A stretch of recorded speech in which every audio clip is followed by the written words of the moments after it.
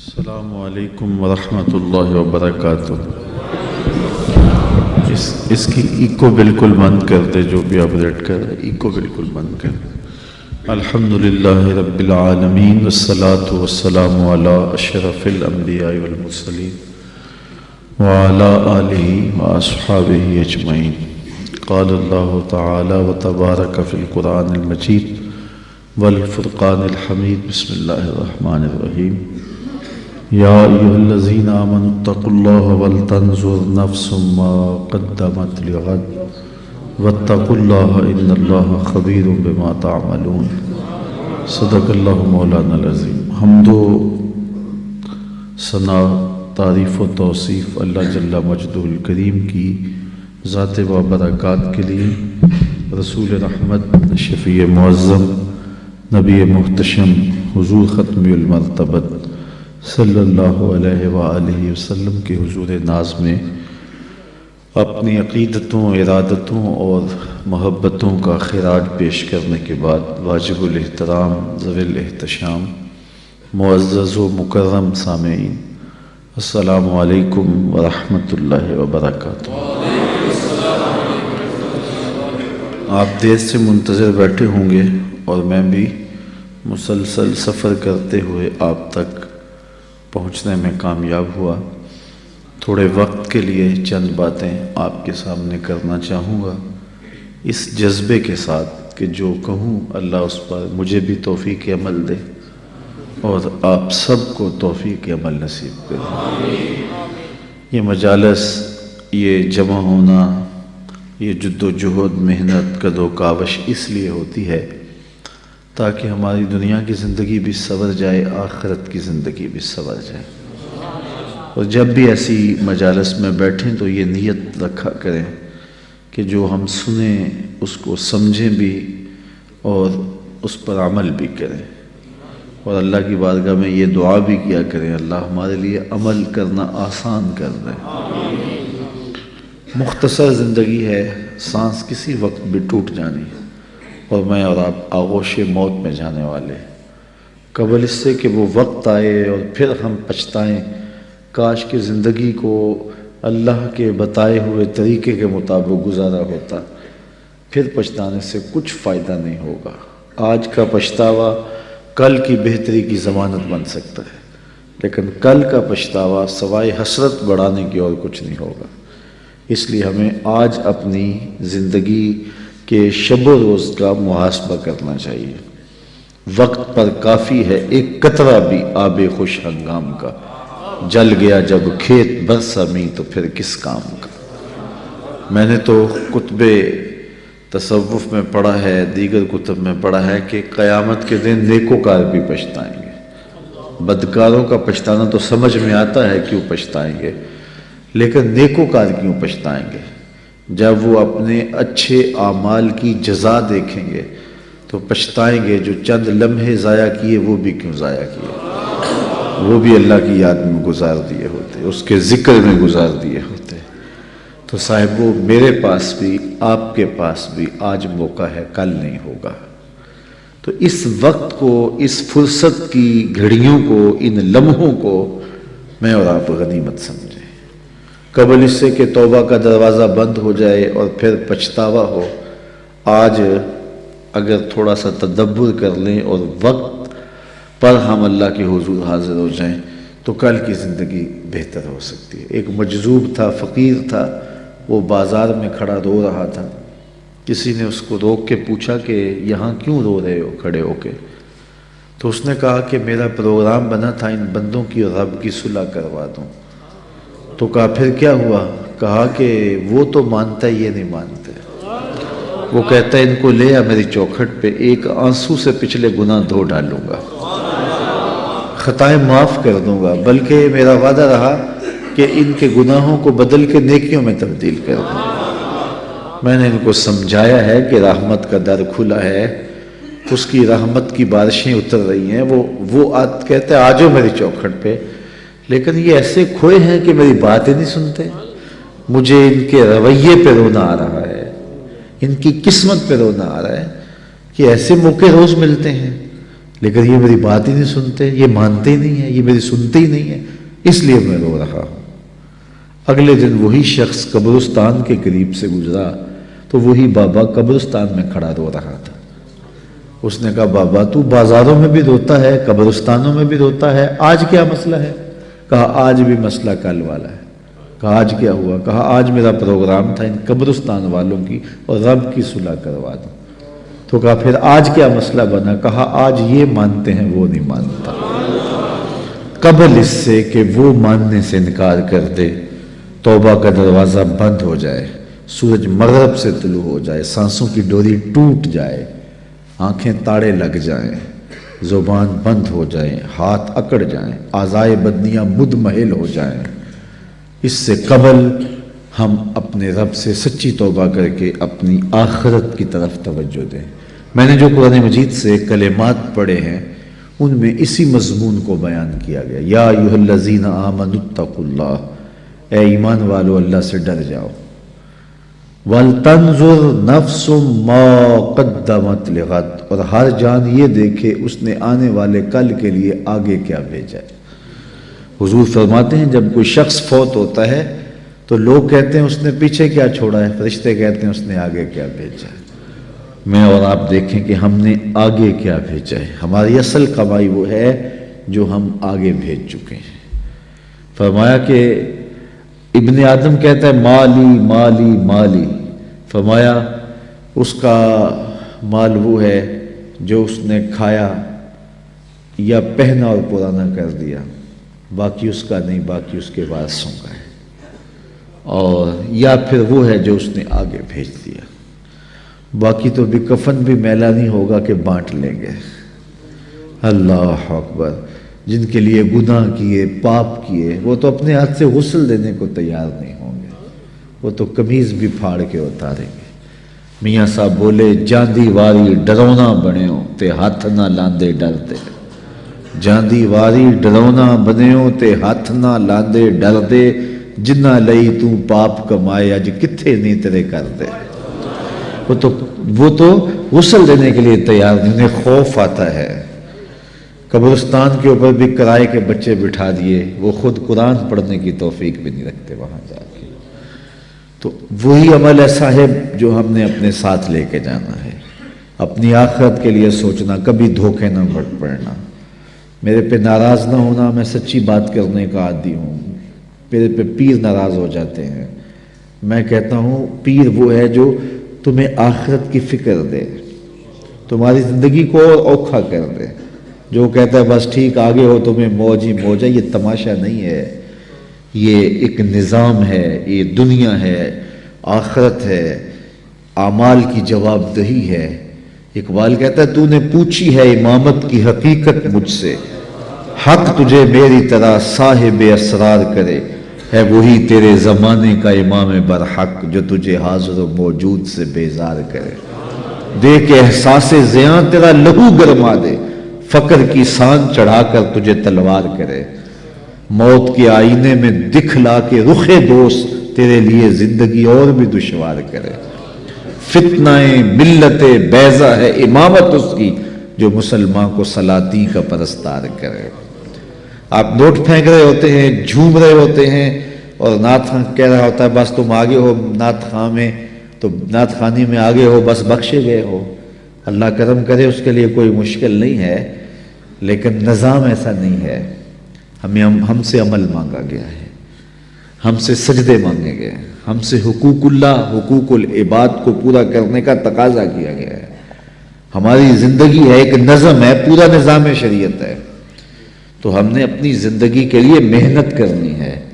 یار ایک مزدور نے 500 روپیہ کمانا ہو تو 8 گھنٹے کم از کم اسے جو ہے وہ ایک دن میں مزدوری کرنی پڑتی ہے، پھر جا کے شام کو اس کو 500 روپیہ ملتا ہے۔ تو جنت اتنی ہی سستی ہے کہ یوں ہی مل جائے گی۔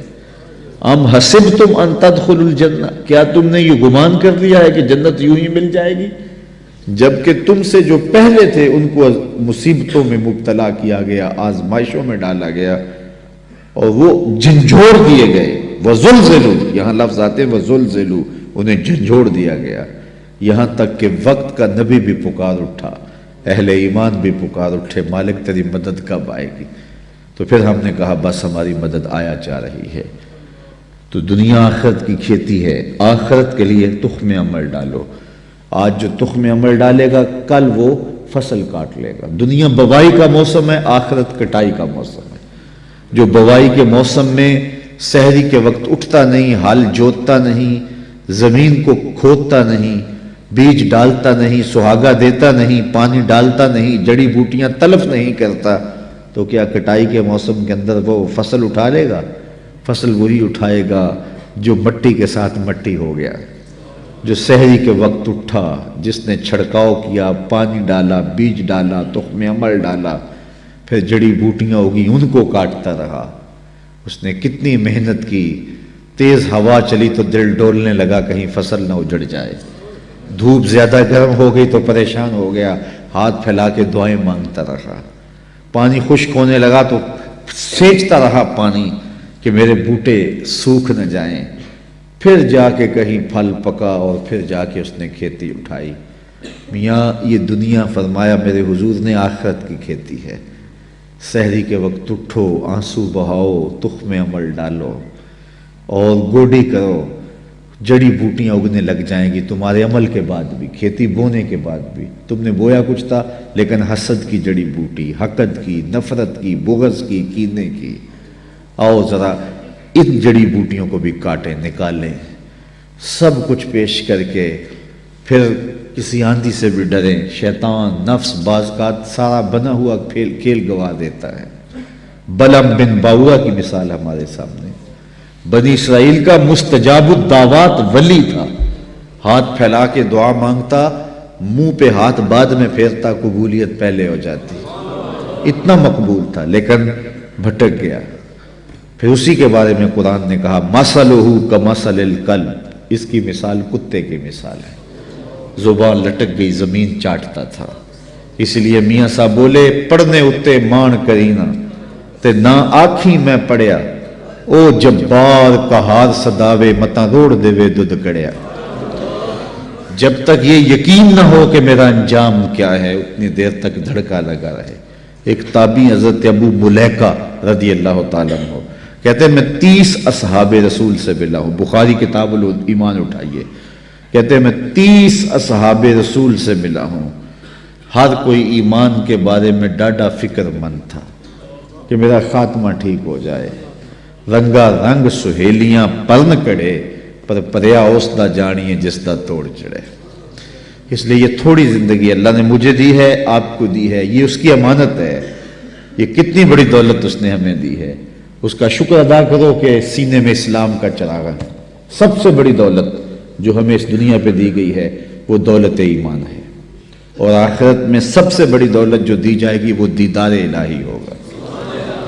جو دنیا میں ایمان سے محروم رہا، آخرت میں دیدار الہی سے محروم رہا، وہ حقیقی محروم ہے۔ ایک بندہ ہواؤں میں اڑتا ہے، چرخ پہ جھولتا ہے، عالی شان بنگلوں میں رہتا ہے، دنیا میں پہچان ہے، لوگ سلوٹ کرتے ہیں، وقار ہے، منصب ہے، عہدہ ہے، لمبی لمبی گاڑیاں ہیں، خوبصورت عورتیں پہلو میں ہیں، زمانہ کہتا ہے کیا قسمت اس کی، کیا کہنے، لیکن سینے میں ایمان کی روشنی نہیں ہے، کوڑی مل نہیں ہے۔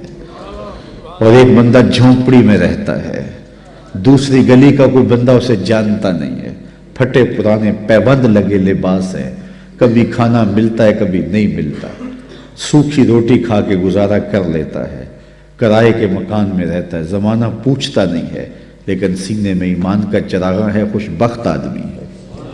اللہ اکبر، خوش بخت وہ ہے جس کے سینے میں ایمان کی روشنی ہے۔ اللہ کا شکر ہے ہم مسلمانوں کے گھر پیدا ہوئے، اگر ہم کسی ہندو کے گھر پیدا ہوتے تو پی ایچ ڈی بھی کر لی ہوتی تو ایمان نہ ملتا۔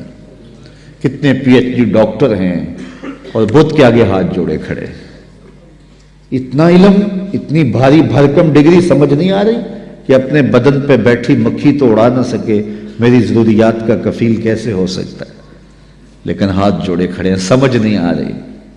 گائے کے پیشاب کو تبرکن پی رہا ہے، head M B B S doctor ہے، ڈگری دیکھیے، لیکن گائے کے پیشاب کو تبرک سمجھ رہا ہے، گاؤ ماتا کا تبرک۔ اللہ اکبر، یار جو سکی ماں ہے اس کا پیشاب تو پیا نہیں جا سکتا، تو جو گاؤ ماتا فرضی ماں بنائی اس کا پیشاب پی رہا ہے، لیکن اس کو سمجھ نہیں آ رہی، فہم ادراک کام ہی نہیں کر رہا۔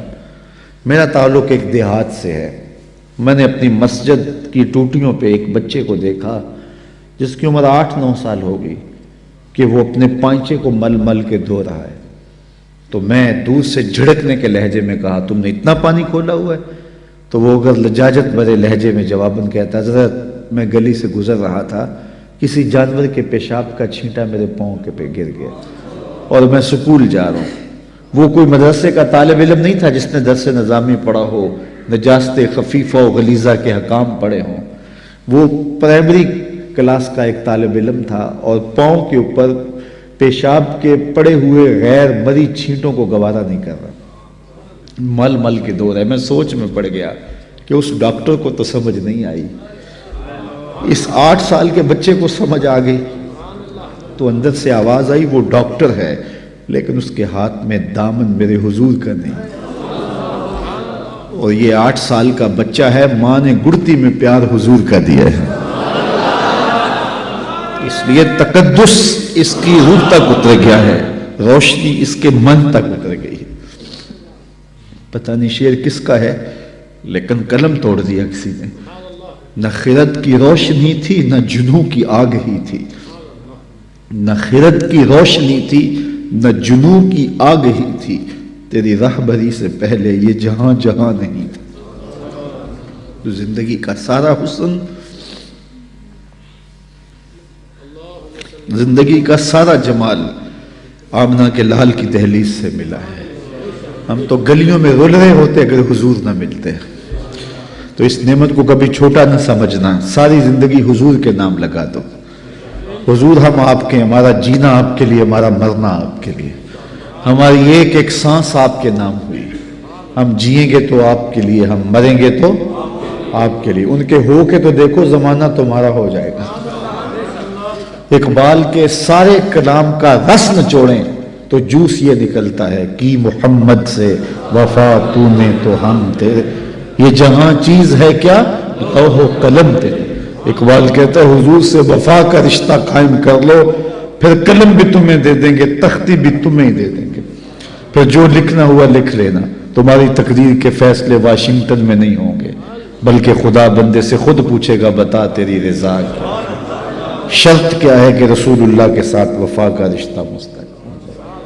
تو کہا یا ایھا الذین آمنوا، اے ایمان والو، اتقوا اللہ، اللہ سے ڈر جاؤ۔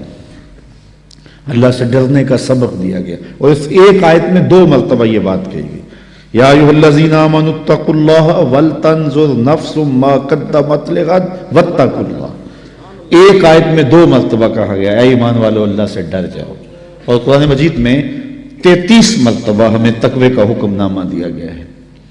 یہ اتنی اہم چیز ہے، اللہ سے ڈرنے کا حکم۔ حضور علیہ السلام سے بھی جب کوئی کہتا حضور ہمیں کوئی وصیت کیجئے، تو حضور کہتے اوصی کا بتقوی اللہ، میں تمہیں اللہ سے ڈرنے کی وصیت کرتا ہوں۔ تقوی ہے کیا جس کی وصیت رسول کریم بھی بار بار کرتے ہیں، تقوی ہے کیا جس کی وصیت میرا رب بھی کرتا ہے، بار بار حکم دیتا ہے کہ تم تقوی اختیار کرو، اللہ سے ڈر جاؤ۔ اللہ کوئی ایسی چیز ہے جس سے ڈرا جائے؟ بندہ جس سے ڈرتا ہے اس سے وحشت بھی کرتا ہے، سانپ سے ڈرتا ہے ہتھے چڑھ جائے تو مار بھی دیتا ہے، چور ڈاکو سے ڈرتا ہے قابو آ جائے انہیں چھوڑتا بھی نہیں ہے، لیکن اللہ سے بندہ ڈرتا بھی ہے، محبت بھی کرتا ہے۔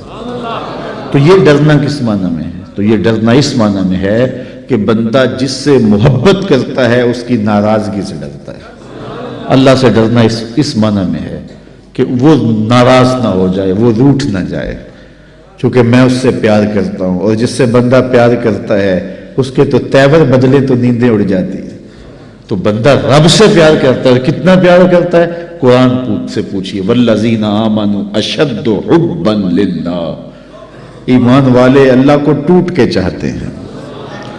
دنیا میں کسی نے کسی سے اتنا پیار نہیں کیا ہوگا جتنا بندوں نے رب سے پیار کیا ہے۔ اللہ اکبر۔ تو جس سے پھر پیار کیا جائے اس کی ناراضگی سے ڈرا جاتا ہے، تو پھر ناراضگی سے بچنے کے لیے اس کے حکموں کو توڑنے سے بچا جاتا ہے۔ اللہ سے ڈرنے کا مطلب یہ ہے اس کے حکام بجا لائے جائیں۔ اللہ سے ڈرنے کا مطلب یہ ہے اس کی نافرمانیوں سے بچا جائے، جن کاموں سے روکا ہے رک جایا جائے، جن کاموں کا حکم دیا ہے بجا لائے جائیں۔ یہ ہے اللہ سے ڈرنے کا مفہوم۔ تو کہا ہے ایمان والو اللہ سے ڈر جاؤ، یہ تقوی اختیار کرو۔ ویسے تقوی کے بارے میں تو اتنا کچھ لکھا علماء نے، یہ الگ مضمون ہے، لیکن دو ایک باتیں۔ بعض نے کہا تقوی یہ ہے کہ نیکی کرنے کے باوجود بھی ڈرا جائے کہ پتہ نہیں نیکی قبول ہوئی ہے یا نہیں، نیکی کرنے کے باوجود بھی یہ کیفیت ہو۔ بعض لوگ نیکی کر کے پھول جاتے ہیں، اور کسی نے 2 نمازیں زیادہ پڑھ لی تو بے نمازیوں کو حقیر سمجھنے لگ جاتے ہیں۔ نیکی کرنے کے بعد پھولنا نہیں ہے، نیکی کرنے کے بعد بھی خوف رہے پتہ نہیں قبول بھی ہوئی ہے کہ نہیں۔ حضرت عمر عید کے دن رو رہے تھے، کسی نے کہا آج تو خوشیوں بھرا دن ہے، کہا مجھے نہیں پتا میرے روزے قبول ہوئے ہیں یا کہ نہیں۔ حضرت بایزید بستامی کو ایک بڑھیا نے کہا حضرت ایک مسئلہ پوچھنے آئی ہوں، کہا پوچھئے، کہا میرے گدھے کی دم اچھی ہے یا آپ کی داڑھی اچھی ہے؟ ایسا مسئلہ کوئی مجھے پوچھے پھر جانے کہاں پائے۔ لیکن بایزید بستامی رو پڑے، کہا بڑھیا تیرے سوال کا جواب میرے پاس نہیں ہے، ابھی تو مجھے پتہ ہی نہیں ہے کہ میرا ماجرا کیا ہے، یہ تو مرنے کے بعد ہی بتا سکتا ہوں۔ حضرت بایزید کا انتقال ہو گیا، بڑھیا کو خواب میں ملے، اس نے کہا میرا سوال اسی جگہ پر کھڑا ہے۔ کہا اللہ کا شکر ہے میرا خاتمہ ایمان پہ ہو گیا، تیری داڑھی، تیرے گدھے کی دم کو میری داڑھی سے کیا نسبت ہے؟ تو بڑھیا نے کہا بتاؤ آپ کے رب نے آپ کے ساتھ کیا سلوک کیا؟ تو حضرت بایزید کہتے ہیں جب میں مالک کے حضور پیش ہوا تو مالک نے پوچھا ہے بوڑھے بتا میرے پاس کیا لے کر آیا ہے؟ 72 سال کی عمر میں انتقال ہوا تھا۔ تو آواز آئی ہے بوڑھے بتا میرے پاس کیا لے کر آیا ہے؟ تو بایزید بستامی کہتے ہیں میں نے جواباً عرض کی مالک بادشاہوں کی چوکھٹ پہ فقیر آئے ہیں تو شہنشاہ یہ تو نہیں پوچھا کرتے کیا لے کر آئے ہو، شہنشاہ تو فقیروں کو یہی پوچھتے ہیں کیا لینے آئے ہو، تو میں لے کر تو کچھ نہیں آیا، تیری رحمت کا سوالی بن کے آیا ہوں۔ تو اللہ نے بغیر حساب کے میری مغفرت فرما۔ تو جب تک یہ یقین نہ ہو کہ میرا انجام کیا ہے، دھڑکا تو لگا رہے، مومن کی زندگی ہے۔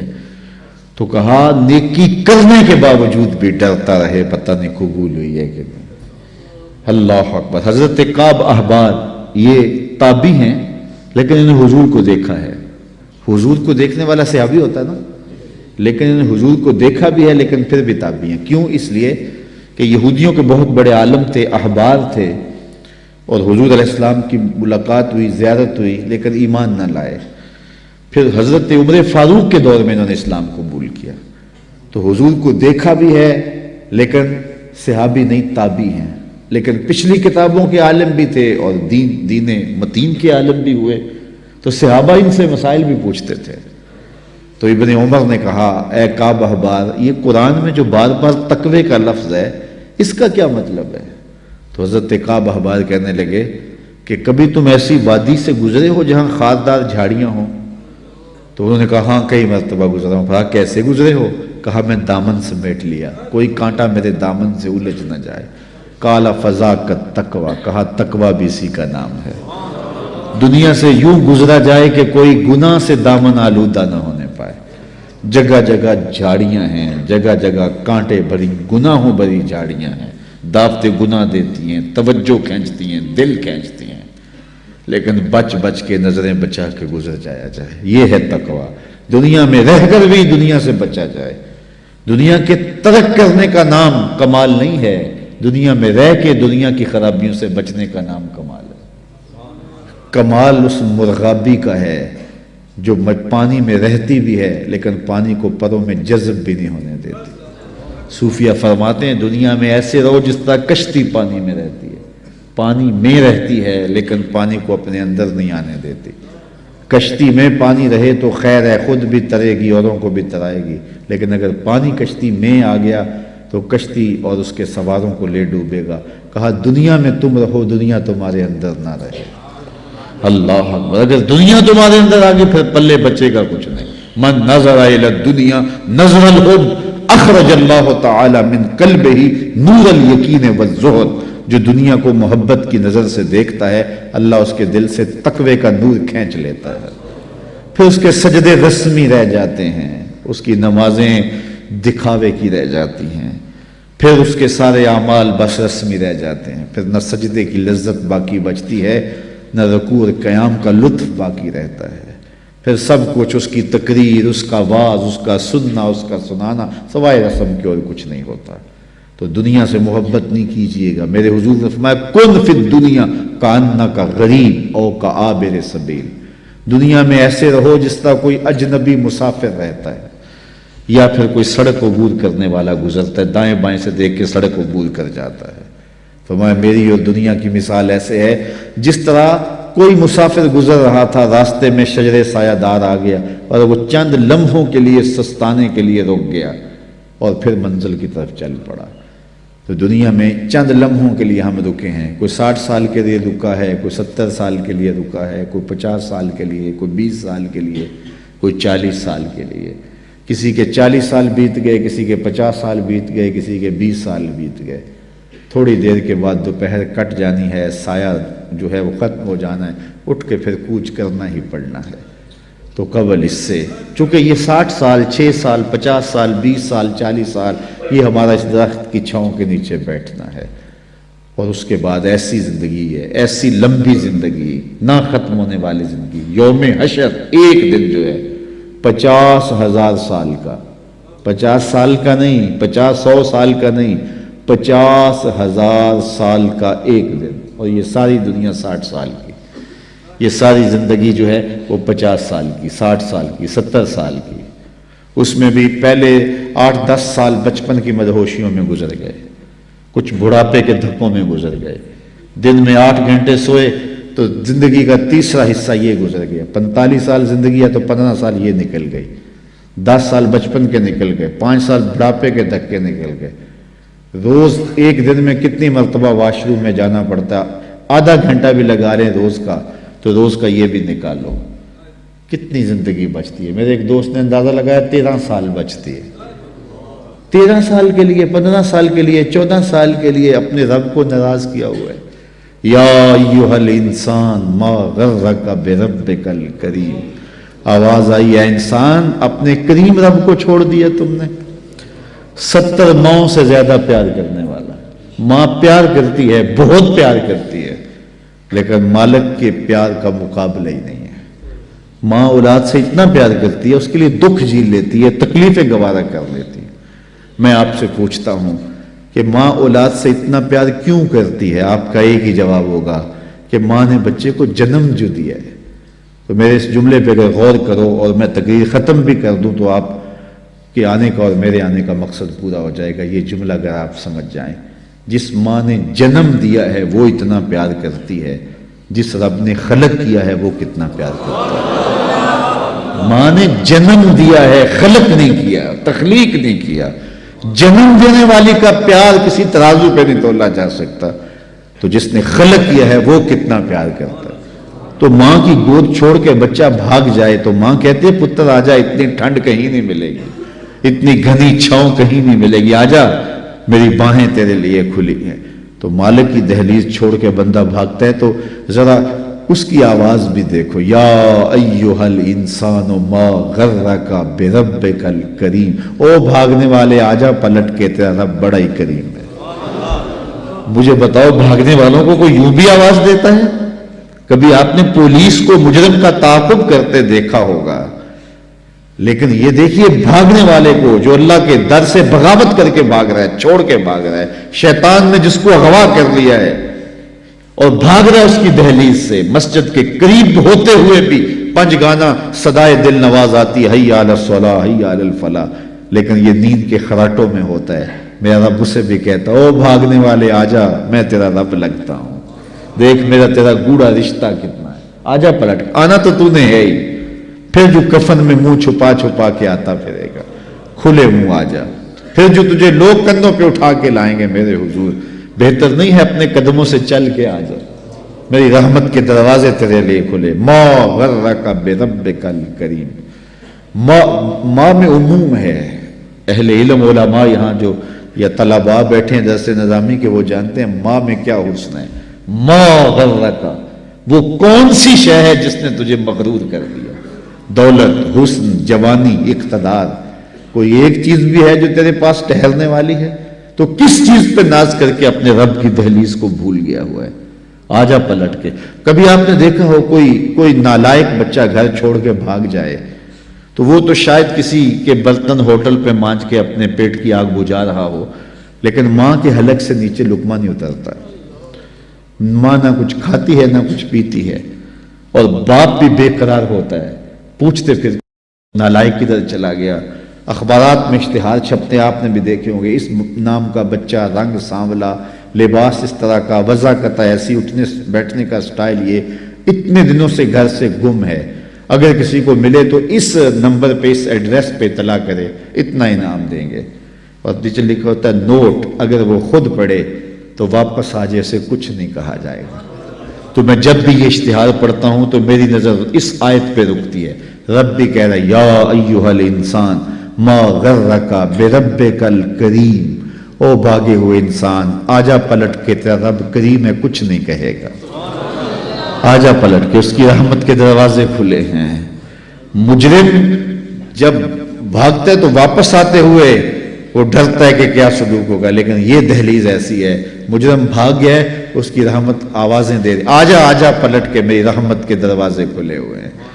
اور پھر اتنا کرم ہوتا ہے، اتنا کرم ہوتا ہے، جب بندہ اس کے حضور واپس آتا ہے اللہ گناہوں کو بدل کے نیکیوں میں تبدیل کر دیتا ہے. کتنی کرم نوازیاں ہیں. تو کتنا بد نصیب ہے جو اس کی دہلیز پہ نہیں آتا. ہم تو مائل بکرم ہیں، کوئی سائل ہی نہیں. راہ دکھلائیں کسے، راہ روے منزل ہی نہیں.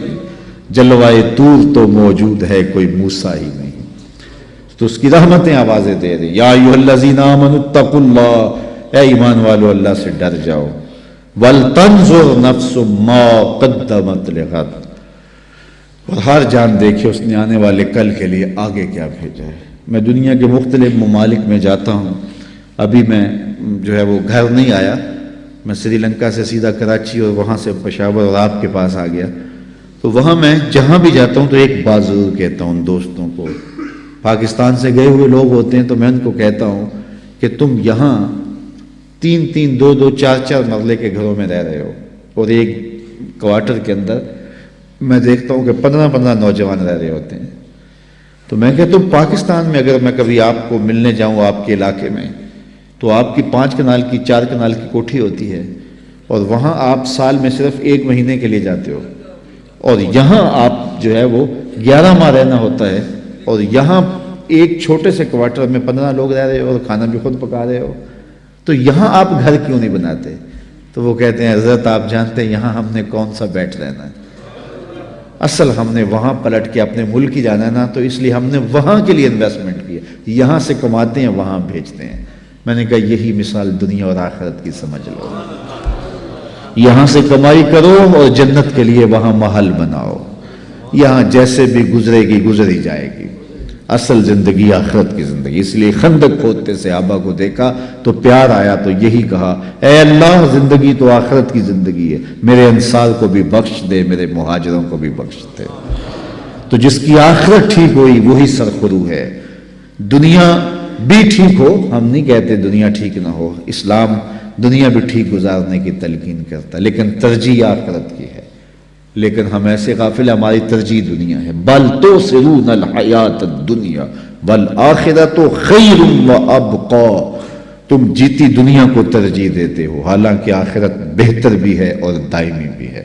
وہ نہ ختم ہونے والی زندگی ہے، یہ ختم ہو جانے والی، یہ خواب ٹوٹ جائے گا.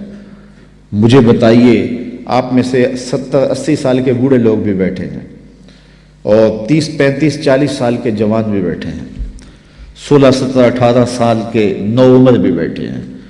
سب مجھے بتائیے جن کی 40 سال یا 50 سال یا 60 سال زندگی گزری، تو وہ بتاؤ کہ کیسے گزری، کتنی دیر لگی؟ تو سب کہیں ایسے ہی گزر گئی، چٹکی میں گزر گئی. یہ کل کی کہانی، ہمیں دیہات کی گلیاں دکھائی دے رہی ہیں، وہ کاغذ کی کشتی، وہ بارش کا پانی، وہ کل کی کہانی ہے. وہ مٹی کے گھروندے، وہ بچپن، ابھی کل کی کہانی، ننھی سی ایک لکیر ہے اور ہم یہاں آ کھڑے ہوئے.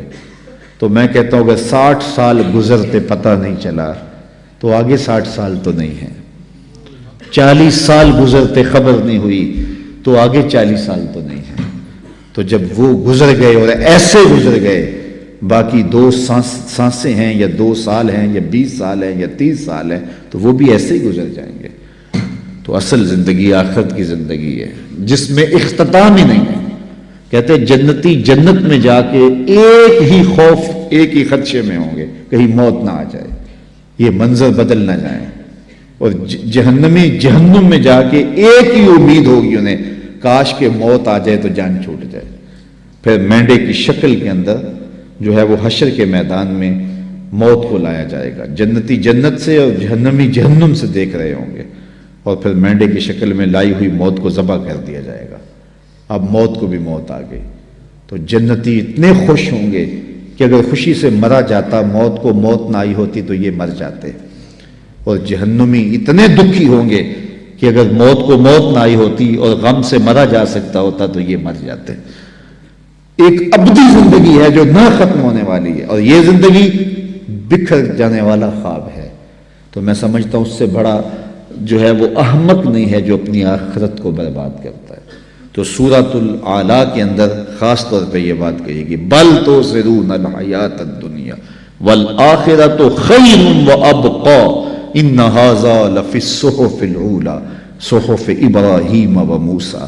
کا یہ صرف ہم نے قرآن میں بیان نہیں کیا، یہ حضرت ابراہیم حضرت موسیٰ پر جو صحیفے اترے تھے یہ کہانیاں ہم نے وہاں بھی لکھی ہیں، انسان کو بتایا ہے، اس کو معاد کی خبر دی ہے، دنیا کی بے ثباتی کی کہانی بتائی ہے، تو وہ اس دنیا میں رہ کے اپنی آخرت کی طرف توجہ دے۔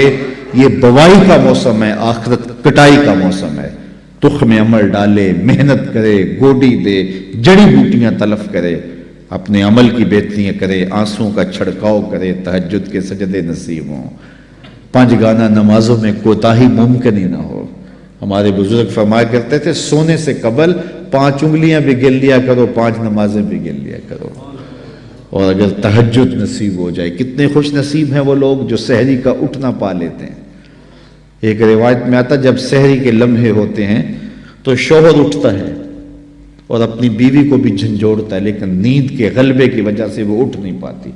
خیر یہ چلا جاتا ہے، وضو کرتا ہے، واپس آتے ہوئے چلو میں تھوڑا سا پانی لیے آتا ہے اور اپنی بیوی کے اوپر چھڑک دیتا ہے تو وہ بھی اٹھ جاتی ہے، اور یہ مصلی بچھا کے نماز پڑھنے لگ جاتا ہے، اللہ کے حضور سجدہ ریزیاں کرتا ہے، اور وہ بھی جلدی سے وضو کر کے اس مصلی کے ساتھ مصلی بچھا کے خاتون بھی نماز پڑھنے لگ جاتی ہے۔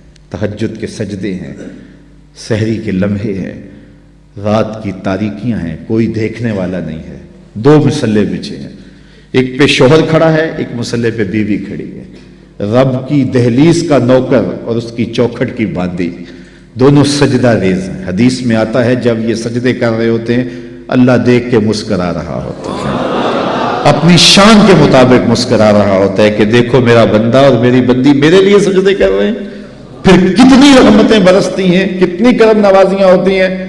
ذرا اپنی سحریوں کا آغاز سجدوں سے کرو، پھر آپ کو کسی بابے کے پاس نہیں جانا پڑے گا کہ جن آ گیا، بھوت آ گیا، ہمارے گھر میں سایہ ہو گیا، بدروحوں کا اثر ہو گیا، کسی نے تعویذ ڈال دیے، جادو کر دیا، ٹونا کر دیا۔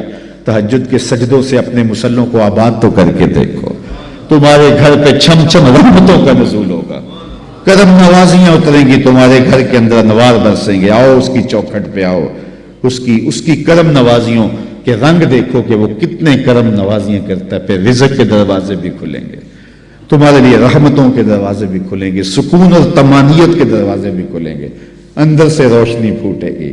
تہجد کے وقت جب سجدے میں سر رکھ کے کہو گے سبحان ربی الاعلیٰ، تو پھر اندر سے ایسی روشنی پھوٹے گی، اندر بوٹی مشک مچایا اتے جاں پھلاں تے آئی ہو، پھر کیفیات نصیب ہوں گی، پھر من میں چراغاں ہوگا۔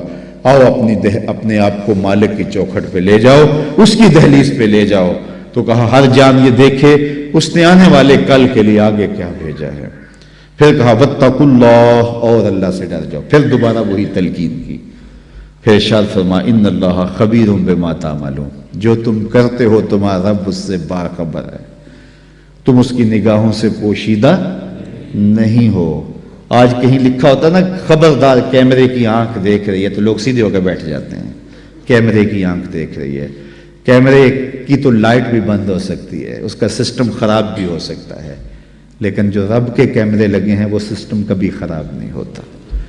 کیمرے کی ایک رینج ہے، اس سے آگے نہیں دیکھ پاتا، لیکن مالک کی شان کے ارا زبیبن نملۃ السودا، کالی رات کے اندھیرے میں، کالے پہاڑوں کے سلسلے میں، گہری غار کے اندر چیونٹیوں کے عمیق سوراخ میں جب چیونٹی چلتی ہے تو اس کے ننھے مہین قدموں سے سینہ سنگ کے اوپر جو وہمی اور گمانی لکیر بنتی ہے، تمہارا رب اس کو یوں دیکھتا ہے جس طرح دیوار چین کو دیکھتا ہے۔ اس کی نظروں سے کیا ہماری خلوتیں پوشیدہ ہیں، ہمارے اعمال پوشیدہ ہیں؟ کیا اس کی نظروں سے ہمارے خیال پوشیدہ ہیں؟ دروازہ مقفل کر کے اگر ہم گناہ کریں گے تو کیا مالک سے پوشیدہ ہوں گے؟ لوگوں سے تو پوشیدہ ہیں لیکن مالک سے پوشیدہ نہیں ہے۔ یہ عقیدہ جم جائے تو بند کوٹری میں بھی جرم نہیں ہو سکتا۔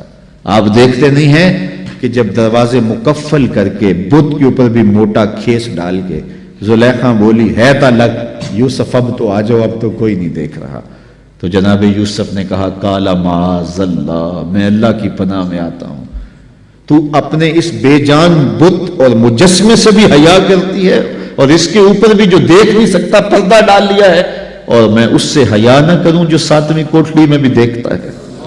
پھر اتنی روشنیاں برستی ہیں کہ گناہ کا تصور بھی محال ہوتا ہے، اور یوسف بھاگتے ہیں تو اللہ دروازے کو کشادہ کرتا چلا جاتا ہے۔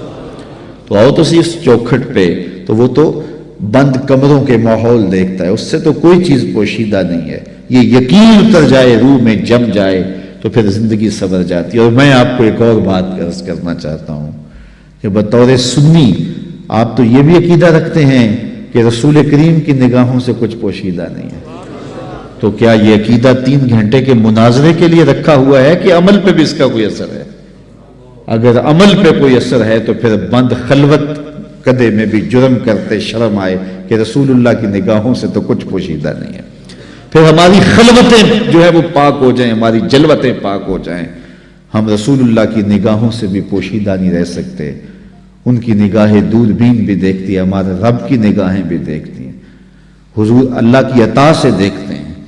تو جب یہ عقیدے جم جائیں گے، روح میں اتر جائیں گے، تو زندگی میں نظم پیدا ہو جائے گا۔ جہاں کوئی سیکورٹی نہیں پہنچتی، کوئی عقیدہ نہیں پہنچتا، کوئی جو ہے وہ کیمرہ نہیں پہنچتا، وہاں یہ عقیدہ پہنچتا ہے، ان اللہ خبیر بما تعملون، جو تم کرتے ہو تمہارا رب اس سے باخبر ہے۔ تو آئیے میں اور آپ اپنی زندگی کو ایک نظم میں لائیں۔ جو اللہ نے ہمیں مہلت دی، وقت دیا، آج ہمیں اللہ نے مہلت دی ہے، ہمارے پاس ابھی زندگی ہے، سانسیں چل رہی ہیں، توبہ کا دروازہ بھی بند نہیں ہوا، اس کے چوکھٹ اس کے حضور آئیں گے، توبہ کریں گے، وہ سارے گناہ معاف کر دے گا۔ آئیے اپنی زندگی کو اس کی دہلیز پہ لے آئیں۔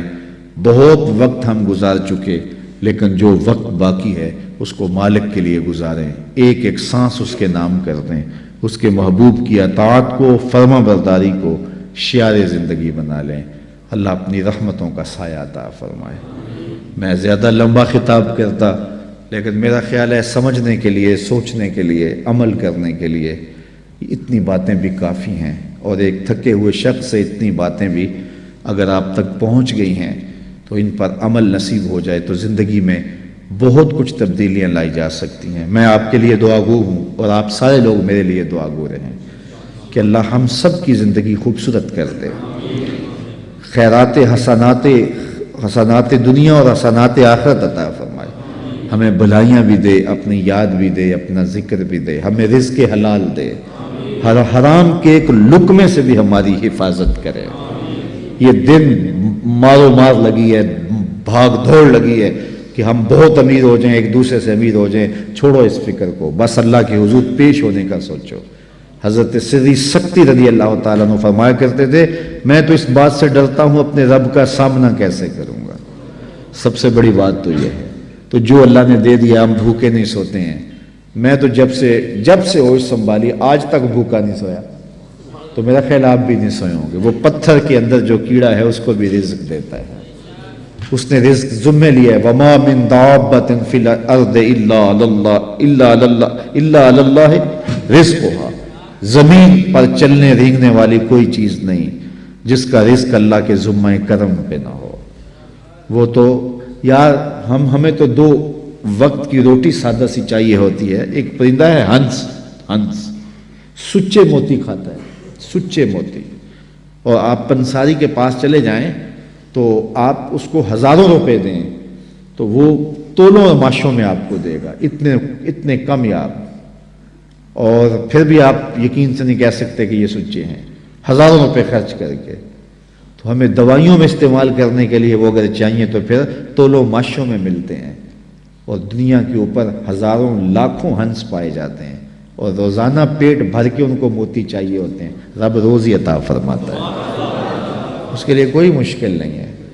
ہماری ہڈیاں تو دو پاؤ دودھ جو ہے وہ گوشت سے پک جاتی ہے, لیکن ایک دن کے اندر ایک شیر کتنا گوشت کھاتا ہے, اللہ اسے روزی دیتا ہے. تو وہ ہماری ضروریات پورا کرنے والا, اپنی ضروریات اس کے ذمے اور اس کے جو حکم ہے وہ اپنے ذمے لے لے. من کان للہ کان اللہ لہ, جو اللہ کا ہو جائے اللہ اس کا ہو جاتا ہے. وَيَرْزُقُهُ مِنْ حَيْثُ لَا يَحْتَسِبُ, اور پھر اللہ وہاں سے دیتا ہے جہاں سے اسے گمان بھی نہیں ہوتا. ہم خام خواہ کی ٹینشن پالی ہوئی ہے سویر سے لے کر شام تک. ہمارے لیے صرف اتنا کام ہے کہ ہم مزدوری کریں, محنت کریں, دفتر جائیں, بس اتنا کام ہے. باقی کہاں سے آئے گا, کیسے ہوگا, یہ ٹینشن لینے کی ضرورت نہیں ہے. دفتر جا رہے ہو, کاروبار پہ جا رہے ہو, درود پڑھتے ہوئے جاؤ, بس بات ختم. واپس آؤ تو درود پڑھتے ہوئے آؤ. جو کام کرنا ہے وہ کرو, بس اللہ تمہارے رزق کا جو ذمہ لیا ہے, حدیث میں آتا ہے رزق بندے کو ایسے تلاش کرتا ہے جیسے موت تلاش کرتی ہے. اس لیے کوئی ٹینشن نہیں ہے, کوئی پریشانی نہیں ہے. اصل پریشانی ہے آخرت نہ بگڑ جائے, اس کا پھر دوسرا موقع نہیں ہے. 3 سوال ہوں گے قبر میں, 3 سوال ہوں گے, وہ پہلے سے بتا دیے یہ ہوں گے. من ربک ما دینک ما کنت تقول فی ھذا الرجل, تینوں پہلے پیپر پہلے ہی آؤٹ ہو گیا نا, پہلے بتا دیا, تیاری کر لو.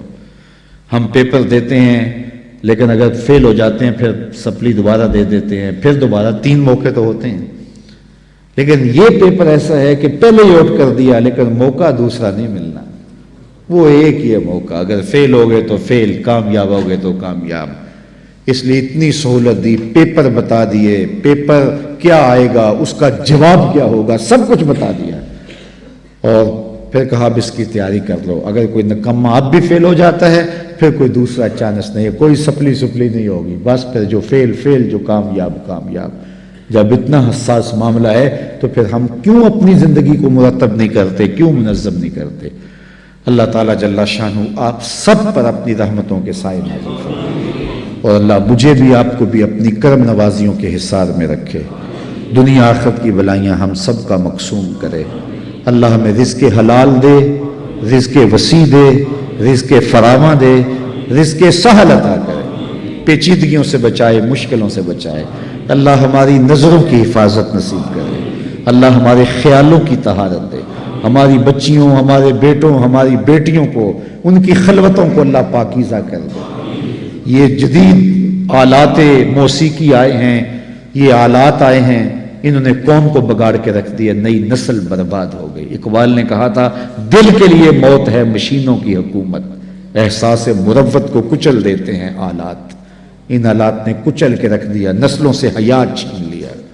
اللہ اکبر. یہ ویلنٹائن ڈے کے نام سے یہ کتنی بدتمیزی کی رسم ہے, اور ہمارے معاشرے کے اندر کتنے بد نصیب ہیں لوگ جو اس کو اپنی رسم قرار دے رہے ہیں. اسلام تو دین ہی حیا کا ہے.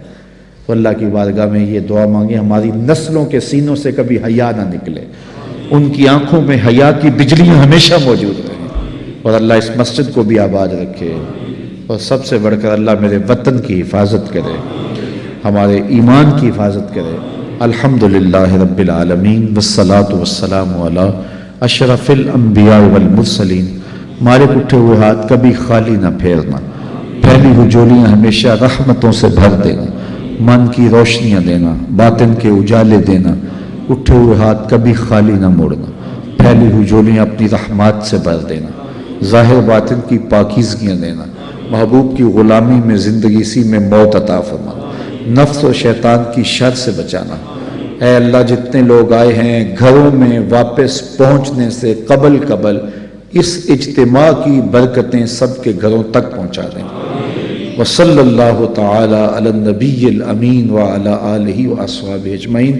میری گزارش ہے کہ صرف 3 منٹ کے لیے آپ اپنی جگہوں پہ بیٹھے رہیں اور اپنی ساری توجہات اپنے دل کی جانب لگائیں. جو جانا چاہے وہ بے شک چلا جائے، لیکن جو رکنا چاہے وہ 3 منٹ کے لیے اپنی توجہات اپنی دل کی طرف لگائے اور اپنے بارے کچھ نہ کچھ سوچے کہ میں کہاں کھڑا ہوں، اور یہ خیال بھی کرے کہ میرے دل سے اللہ کی صدا پھوٹ رہی ہے، میرا دل اللہ اللہ پکار رہا ہے.